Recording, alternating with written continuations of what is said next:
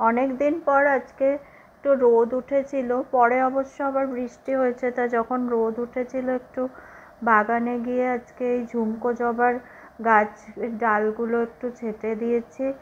আর খুব একটা তো রোদ পায় না এখানটা ওই বড় কাঠগোলাপ গাছটার জন্য। এই যে এখানে একটা কারি পাতা গাছ, এটা জাতি ফুল। তা আমরা ওই যে নদিয়াতে গেছিলাম, সেখানে ওরা অনেকগুলো পঞ্চমুখী জবার ডাল দিয়েছিল, সেগুলো এতদিন টবে রেখে দিয়েছিলাম। আজকে একটু এটা পুঁতলাম, এটা গোলাপি পঞ্চমুখী জবা, আর লালটা এটা আছে, এটা আর একটা জায়গায় পুঁতবো।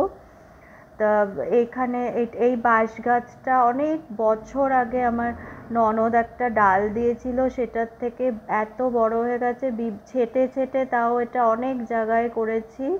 আর এটা একটা চাপা ফুল গাছ, কিন্তু এখানে এই কাঠগোলাপ গাছটার জন্য খুব একটা ছায়া, মানে ছায়া থাকে সব সময়।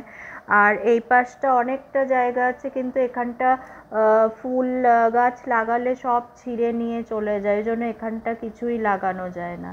এখানে একটা চাপা ফুল গাছ আছে, আর এখানে এটা একটা এই ক্রসেন্ড্রা।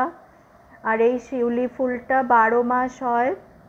সকালে অনেক তুলে নিয়েছি পুজোর জন্য, এখনো যখনই ঝাঁকাবো 10-12টা শিউলি ফুল সবসময় মানে পড়বেই পড়বে। আর সব সময় সন্ধেবেলা সারাক্ষণ সুন্দর শিউলি ফুলের গন্ধ, আর শিউলি ফুল পড়ে থাকে সব সময়, 12 মাস এটা ফোটে। আর এই পিস লিলিটা এবার 10টা করে হয়েছিল, আস্তে আস্তে এখন সবুজ হয়ে গেছে, আগে পুরো সাদা ছিল। এই যে এখানেও ওই একটা বাঁশ গাছ থেকে এই অ্যালমন্ডা। এই ডালিম গাছটা অনেক ডালিম হয়, এখন একটা ফুল হয়নি এখন অবধি। আর এই এরেকা পামটা, এগুলো অনেকগুলো আছে, এগুলোর থেকে আমরা ছোট ছোট চারা করে এগুলো ঘরের ভেতর সেন্টার টেবিলে বা কোথাও ছোট ছোট করে রাখি এরেকা পামগুলো। আর মেন যেটা আজকে দেখাবো সেটা হলো ওই যে আমি একটা ঘরোয়া একটা কাপ সিরাপ বানাই এই বাসক পাতাটা দিয়ে। তা বাসক পাতা তো আমরা সবসময় আমাদের আছে, কিন্তু এই যে এই বাসক পাতাটা এটা খুব স্পেশাল। এটা একটা ডাল এনে লাগানো হয়েছিল, এটা পুরো ওই যে পিঙ্ক কালারের যে আমরা ছোটোবেলা কাপ সিরাপগুলো খেতাম, এটা পুরো পিঙ্ক কালার হয়ে যায় এই জলটা ফুটালেই। এমনি নর্মাল যে বাসক পাতা যেটা হয় আমরা করি খাই সেরকম না, এটা পুরো আর পিঙ্ক হয়ে যায়। তা ওটার একটুখানি তুলসী পাতা নিয়ে নিলাম ওই কাপ সিরাপটার জন্য, বাসক পাতা।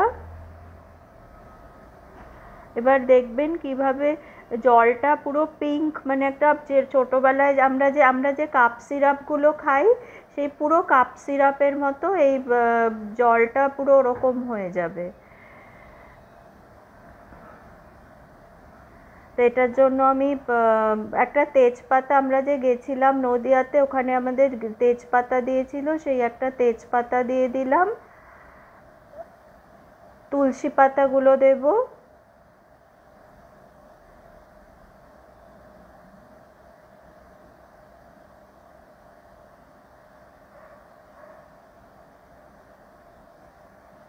তুলসী পাতাগুলো আগে দেব। একটা যষ্টি মধু দিয়ে দিলাম। এলাচ আর লবঙ্গ আর গোলমরিচ। তুলসী পাতা, এলাচ, লবঙ্গ, গোলমরিচ আর একটা যষ্টি মধু দিয়েছি।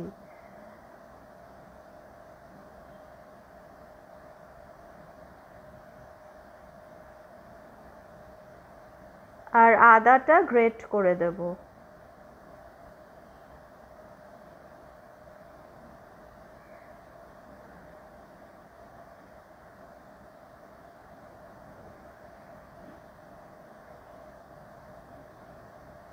একটু তাল মিছরি দিয়ে দেব।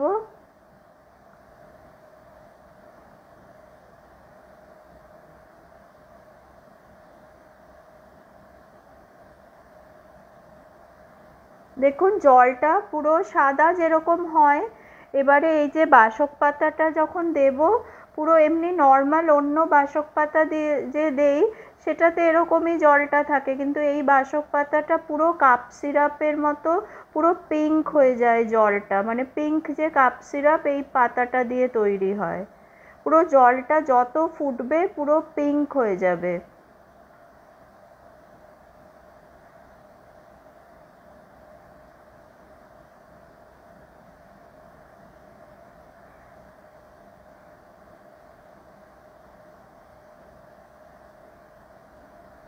এটা অনেকক্ষণ ধরে ফুটাতে হবে সিম করে।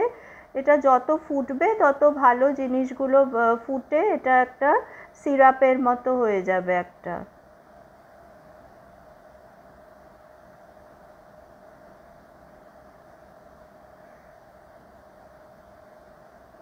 তো আস্তে আস্তে ফুটেছে অনেকক্ষণ, দেখুন কিরকম জলের কালারটা পাল্টে গেছে পুরো পিঙ্ক। এটা যত ফুটবে তত আরো ডার্ক হয়ে যাবে, পুরো ম্যাজেন্টা হয়ে যাবে কালারটা। আস্তে আস্তে জলের কালারটা পিঙ্ক হয়ে গেছে। এবার এটা যত ফুটবে তত ভালো।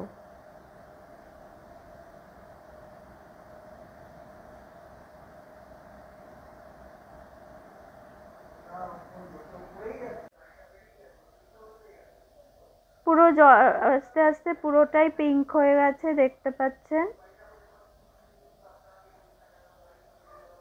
এবার সিম করে এটা যতক্ষণ ফুটবে ততক্ষণ ভালো। এবার দেখুন আমি কাপে নিয়ে দেখাচ্ছি কিরকম কালারটা কিরকম হয়ে গেছে।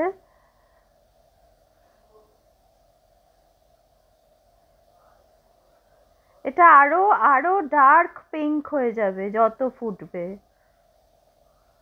আর এটা খুব ভালো কাজ করে কাশিতে, অনেকে ডাল নিয়ে গেছে আমার থেকে এটা। আর বর্ষাকালে তো আরো মানে খুব হয় এটা, যেখানে ডাল পুঁতে দেবেন সেখানেই হয়ে যাবে। এটা খুব ভালো কাজ দেয় এই কাশির জন্য।